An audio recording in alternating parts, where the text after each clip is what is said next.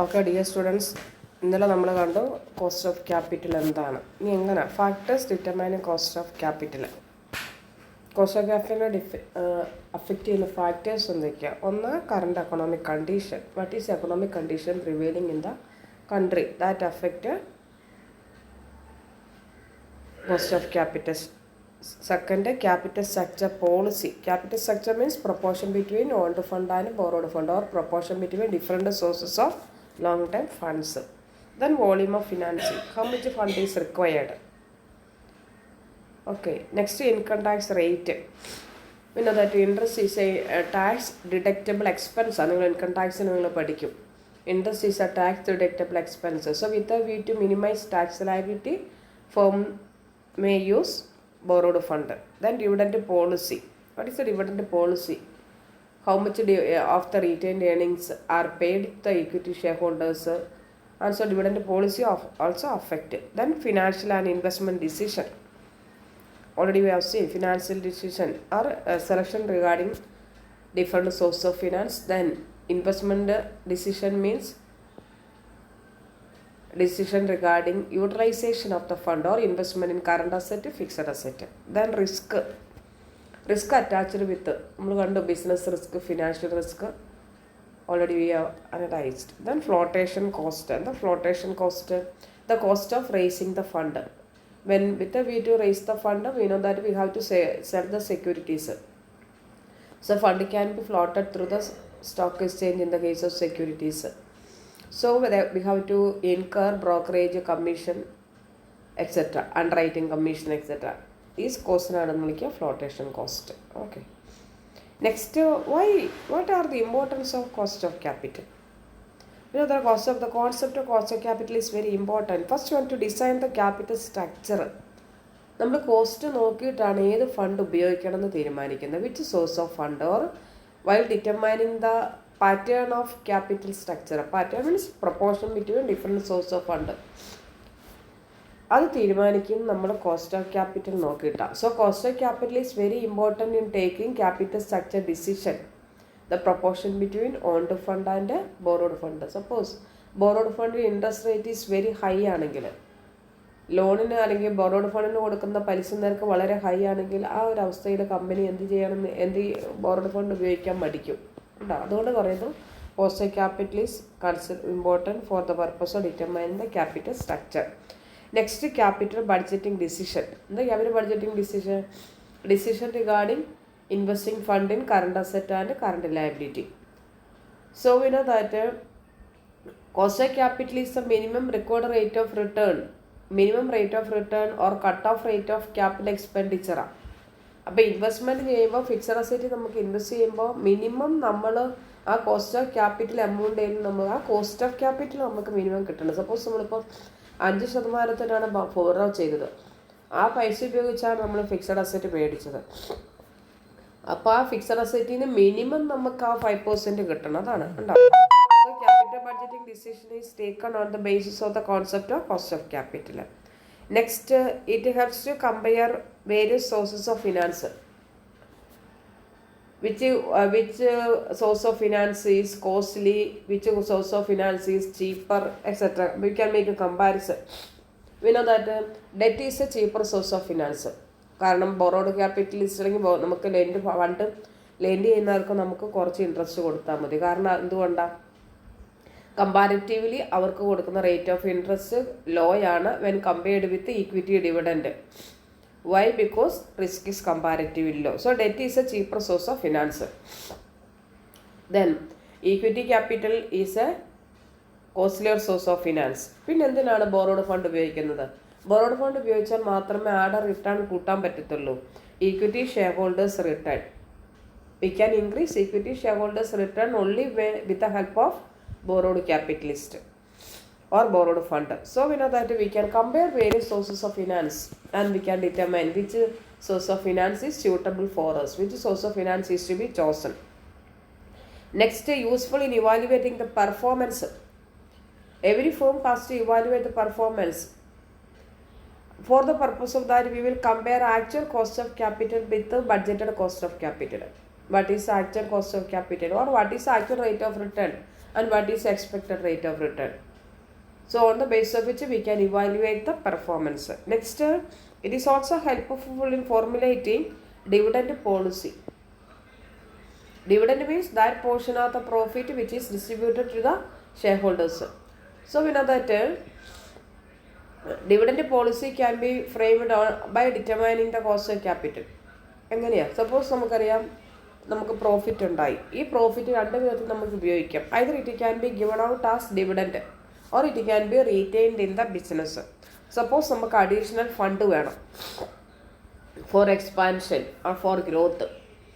അപ്പോൾ ഈ അഡീഷണൽ ഫണ്ടായിട്ട് നമ്മുടെ റീറ്റെയിൻഡ് ഏർണിങ്സ് ഉപയോഗിക്കണം. സപ്പോസ് ശ്രദ്ധിക്കുക, market condition, money market condition and capital market condition favourable അല്ല, നമുക്ക് ഫണ്ട് റേസ് ചെയ്യാൻ പറ്റത്തില്ല ഫേമിന്.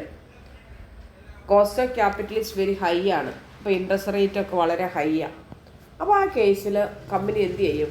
ഫിനാൻസ് മാനേജർ തീരുമാനിക്കും ഏൺ ചെയ്ത പ്രോഫിറ്റ് ഡിവിഡൻ്റായിട്ട് കൊടുക്കണ്ട, പക്ഷെ പകരം അത് എവിടെ ഇൻവെസ്റ്റ് ചെയ്യാൻ, അത് ബിസിനസ്സിൽ ഇൻവെസ്റ്റ് ചെയ്തിട്ട് അത് ക്യാപിറ്റലായിട്ട് ഉപയോഗിക്കാൻ. ഉണ്ടോ?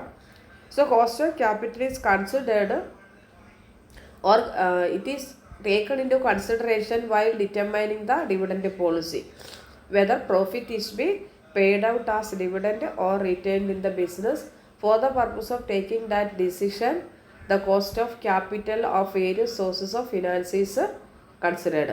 Okay, as well as retained earnings നമുക്ക് കോസ്റ്റ് കൊടുക്കണ്ട. It is A cost cheaper source of, that is it is A free source of finance. നമ്മൾ പ്രോഫിറ്റ് വീണ്ടും ബിസിനസ്സിൽ ക്യാപിറ്റലായിട്ട് ഇൻവെസ്റ്റ് ചെയ്യുമ്പോൾ അതിന് നമുക്ക് ഇൻട്രസ്റ്റ് പോകണൊക്കെ ഡിവിഡൻഡ് പോലെ കൊടുക്കണമെന്നില്ല, പക്ഷേ ഡിവിഡൻഡ് നഷ്ടപ്പെട്ടു പോകുന്നുണ്ട്, നിങ്ങൾ പഠിക്കുന്നുണ്ട്. Okay, next optimum utilization of resources. Cost of capital also helps to determine helps to have optimum utilization of the resources.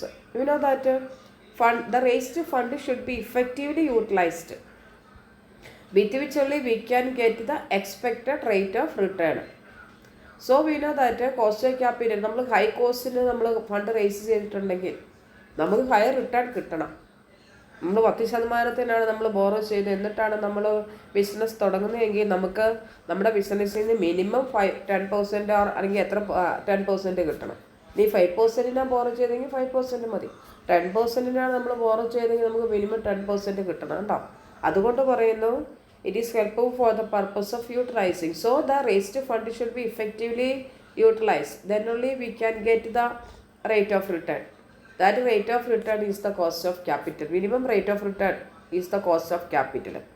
So these are the importance of cost of capital. ഇത് പരീക്ഷയ്ക്ക് വരുന്നതാണ്. So what are the importance of cost of capital? First one, it is helpful in deciding the capital structure. Second one, budgeting decision, to take budgeting decision. Third one, to compare various sources of finance and we can determine which source of finance is a cheaper source of finance. Next, useful in evaluating the performance. Next, formulating dividend policy. Then optimum utilization of resources. Okay, dear students, ഇനി നമ്മൾ കാണുന്നത് how to determine cost of capital. In order to determine നമുക്ക് കണ്ടുപിടിക്കേണ്ട overall cost of capital എന്താ? It is A combined cost of all the sources of specific cost of all the sources of capital. Okay, so finance manager has to determine the overall cost of capital. അത് അറിയാൻ വേണ്ടിയിട്ട് എന്താ ചെയ്യേണ്ടത്? All the sources of capital നമ്മൾ ആദ്യം കണ്ടുപിടിക്കണം. ഓരോ source of capital നമ്മൾ പഠിച്ചു. സ്പെസിഫിക് സോഴ്സ് ഓഫ് ക്യാപിറ്റൽ, ഈ സോഴ്സ് ഓഫ് ക്യാപിറ്റൽ ഏതൊക്കെയാണ്? Equity capital. So cost of equity capital, cost of retained earnings, cost of preference share capital, cost of debt. ഇതെല്ലാം ആദ്യം നമ്മൾ കണ്ടുപിടിക്കും. എന്നിട്ടാണ് നമ്മൾ എന്ത് കണ്ടുപിടിക്കുന്നത്? ഓവറോൾ കോസ്റ്റ് ഓഫ് ക്യാപിറ്റൽ കണ്ടുപിടിക്കുന്നത്. ഓക്കെ, ആദ്യം നമ്മൾ കണ്ടുപിടിക്കുന്നത് കോസ്റ്റ് ഓഫ് ഡെറ്റ്. എന്താ debt? Debt means board fund, debenture, bond, ഇതൊക്കെയാണ് debt capital. So when a firm raises borrowed fund, on the borrowed fund they have to pay interest. ഈ interest ആണ് ശരിക്കും cost of debt. ഉണ്ടോ? It is the amount of interest that a company pays on its debt. the interest, the rate of interest or the amount of interest paid on the borrowed capital. Debt comprises debentures and long-term borrowings. Okay, so cost of debt is the rate of interest or the amount of interest that a company has to pay on the debt capital. Then, how to calculate cost of debt? നമുക്കറിയാം debt capital are of two types, redeemable, irredeemable. എന്താ irredeemable? The debt which will be repaid only as and when the company likes. Usually there is no specified period of redemption. The company repays such debts according to the will and pleasure of the company or on the winding up of the company. കാലാവധി പറയുന്നില്ല, എപ്പോൾ തിരിച്ചു കൊടുക്കുമെന്ന് പറയുന്നില്ല. കമ്പനിയുടെ ഇഷ്ടമനുസരിച്ചായിരിക്കും അത് തിരിച്ചു കൊടുക്കുന്നത്. അതാണ് ഇർറിഡീമബിൾ, ഇർറീപേയബിൾ, non-repayable debt. Okay, they will be redeemed according to the will of the company or on the winding up of the company, either during the lifetime or at the time of winding up, as the company prefers. company prefer ചെയ്യുന്നതനുസരിച്ച് ഒന്നുകിൽ life ടൈമിൽ കൊടുക്കും അല്ലെങ്കിൽ winding അപ്പിലായിരിക്കും കൊടുക്കുന്നത്. Okay, redeemable എന്ന് പറഞ്ഞാൽ എന്താ?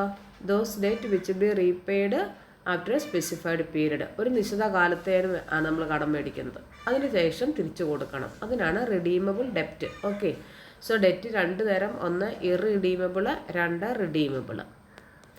ഇനി ഇവിടെ നമ്മൾ ആദ്യം കാണുന്നത് കോസ്റ്റ് ഓഫ് ഇർറിഡീമബിൾ ഡെപ്റ്റ് ആണ്. നമ്മൾ ആദ്യം കാണുന്നത് ഏതാ? Cost of irredeemable debt. ഇനി ശ്രദ്ധിക്കുക, ഞാൻ പറഞ്ഞു കോസ്റ്റ് ഓഫ് ഡെറ്റ് എന്ന് പറഞ്ഞാൽ it is the rate of interest or the amount of interest payable on the debt capital. അപ്പോൾ നമ്മൾ എങ്ങനെയാണ് കണ്ടുപിടിക്കുന്നത്? അപ്പം ഇവിടെ നമുക്ക് കോസ്റ്റ് ഓഫ് ഡെറ്റ് കണ്ടുപിടിക്കുമ്പോൾ ബിഫോർ ടാക്സും ഉണ്ട്, ആഫ്റ്റർ ടാക്സും ഉണ്ട്. എന്താ ബിഫോർ ടാക്സ്? നമുക്കറിയാം interest is a tax deductible എക്സ്പെൻസാണ്. Interest is a tax deductible expense. പക്ഷേ നമ്മൾ ഇൻട്രസ്റ്റ് കൊടുക്കുന്നത് ടാക്സിന് മുന്നെയാണ്. നിങ്ങൾ profit and loss account prepare ചെയ്തപ്പോൾ അറിയാം, ഇൻട്രസ്റ്റ് ഓൺ ബോറോഡ് ക്യാപിറ്റൽ എന്ന് പറഞ്ഞ് നമ്മൾ പ്രോഫിറ്റ് ആൻഡ് ലോസ് അക്കൗണ്ടിലാണ് കാണിക്കുന്നത്.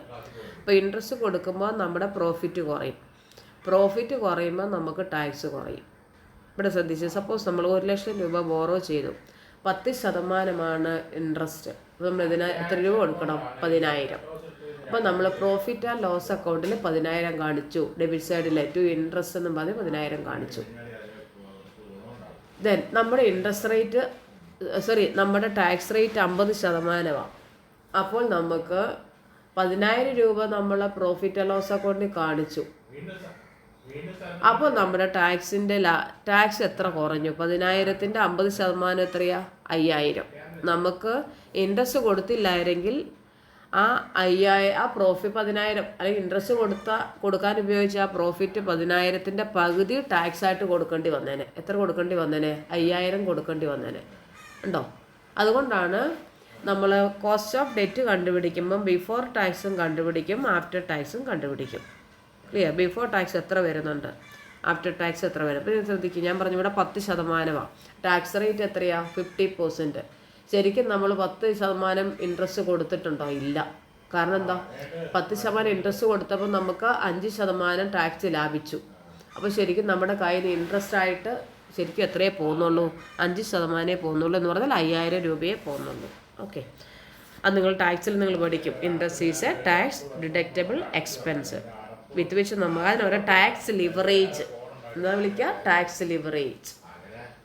ഓക്കെ, ഇനി എങ്ങനെയാണ് before tax cost of debt കണ്ടുപിടിക്കുന്നത്? കോസ്റ്റ് ഓഫ് ഡെറ്റ് KD എന്ന് പറയാം. KDB ആണ് before tax. KDB is equal to I/NP into 100.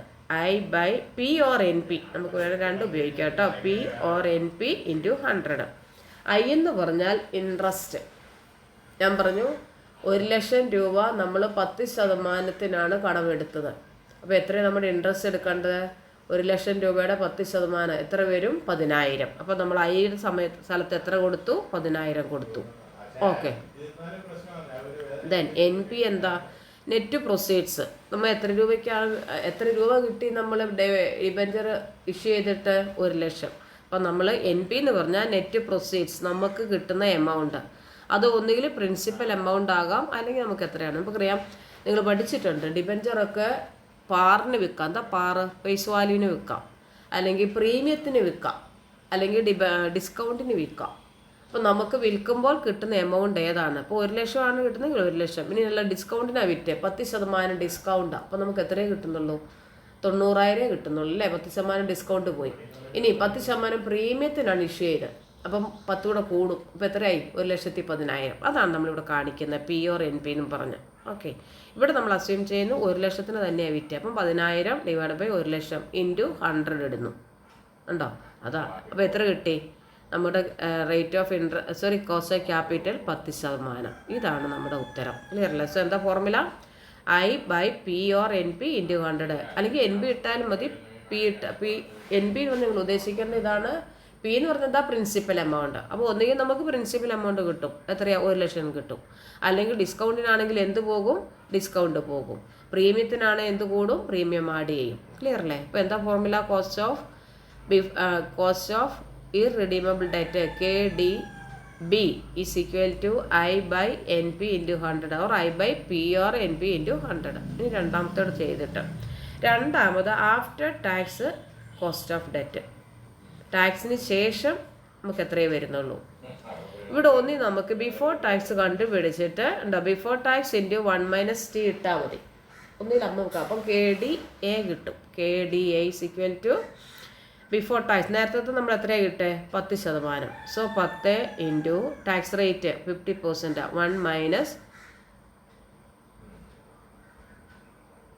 0.5. 1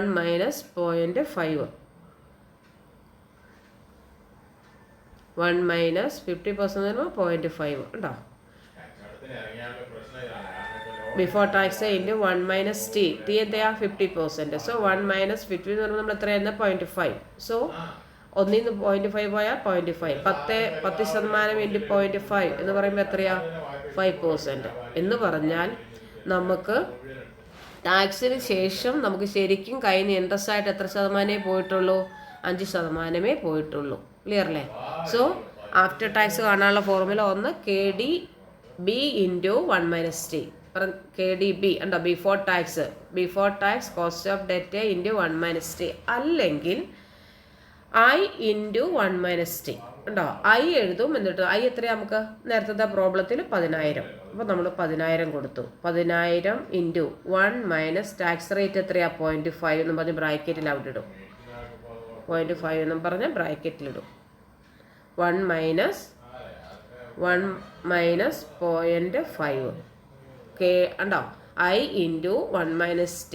അപ്പം 10,000 ഇൻറ്റു 1 - T. അപ്പം 10,000 ഇൻറ്റു 0.5 എന്ന് പറയുമ്പോൾ എത്രയാണ്? 5,000 ഡിവൈഡ് ബൈ NP എത്രയാ? 1 lakh ഇൻറ്റു 100. അപ്പോൾ എത്ര കിട്ടി? ഉണ്ടോ? 5%. ടാക്സിന് ശേഷം നമ്മുടെ കയ്യിൽ നിന്ന് ഇൻട്രസ്റ്റ് ആയിട്ട് എത്രയേ പോയിട്ടുള്ളൂ? 5%. അപ്പം KDA എന്ന് പറഞ്ഞാൽ എന്താ? Cost of debt after tax. KDA is equal to I into 1 - T divided by NP into 100. I എന്താ? ഇൻട്രസ്റ്റ് റേറ്റ് എപ്പോഴും കണ്ടുപിടിക്കുന്നത് ഫേസ് വാല്യൂവിലാണ്. ഇൻട്രസ്റ്റ് റേറ്റ് എപ്പോഴും കണ്ടുപിടിക്കുന്ന പാർ വാല്യൂ അല്ലെങ്കിൽ ഫേസ് വാല്യൂവിലാണ്. മുഖവിലയ്ക്കാണ്. എത്ര രൂപയ്ക്കാണ്? എത്രയാണ് അതിൻ്റെ ഡിബഞ്ചറിൻ്റെ ഫേസ് വാല്യൂ? ഓക്കെ, അതിനാണ് കണ്ടുപിടിക്കുന്നത്. ഓക്കെ, അത് ഓർത്തിരിക്കണം. സോ നമ്മൾ കണ്ടു എന്താണ് debt is borrowed fund on which എന്ത് കൊടുക്കണം? ഇൻട്രസ്റ്റ് കൊടുക്കണം. അപ്പം കോസ്റ്റ് ഓഫ് ഡെറ്റ് എന്താ? Interest payable on the borrowed fund. Debt 2 തരമുണ്ട്, റിഡീമബിൾ, ഇർറിഡീമബിൾ. റിഡീമബിൾ എന്ന് പറഞ്ഞാൽ എന്താ? Which is repayable after a specified period. ഒരു നിശ്ചിത കാലത്തിന് ശേഷം നമ്മൾ തിരിച്ചു കൊടുക്കണം, കമ്പനി തിരിച്ചു കൊടുക്കണം. ഇർറിഡീമബിളോ? They are redeemable according to the will and pleasure of the company. Redeemable means repayable. It will be repaid either on the during the lifetime or on the winding up. എപ്പോഴാണ് കൊടുക്കുന്നത്? കമ്പനിയാണ് തീരുമാനിക്കുന്നത്. They are not issued for a specified period. Issue ചെയ്യുമ്പം ഒരു നിശ്ചിത കാലം പറയുന്നില്ല. Okay, ഇനി കോസ്റ്റ് ഓഫ് ഡെറ്റ് നമ്മൾ രണ്ട് വിധത്തിൽ രണ്ട് സെൻസിലാണ് കണ്ടുപിടിക്കുന്നത്. ഒന്ന് ബിഫോർ ടാക്സും ആഫ്റ്റർ ടാക്സും. എന്തുകൊണ്ടാണ് അങ്ങനെ വരുന്നത്? ഇൻട്രസ്റ്റ് നമ്മൾ ബിഫോർ ടാക്സ് ആണ് നമ്മൾ ഇൻട്രസ്റ്റ് കൊടുക്കുന്നത്, അല്ലെങ്കിൽ ടാക്സിന് മുന്നേ നമ്മൾ ഇൻട്രസ്റ്റ് കൊടുക്കും അല്ല. ഇൻട്രസ്റ്റ് P&L അക്കൗണ്ടിലാണ് കാണിക്കുന്നത്. അതിന് ശേഷമാണ് ഇൻട്രസ്റ്റ് കുറച്ചതിന് ശേഷമുള്ള പ്രോഫിറ്റിനാണ് ടാക്സ് കൊടുക്കുന്നത്. അപ്പോൾ ബോറോഡ് ഫണ്ട് ഉപയോഗിക്കുമ്പോൾ നമുക്ക് ടാക്സ് ബെനിഫിറ്റ് കിട്ടും. അതിനാണ് എന്ത് വിളിക്കുന്നത്? Tax leverage. വൈ?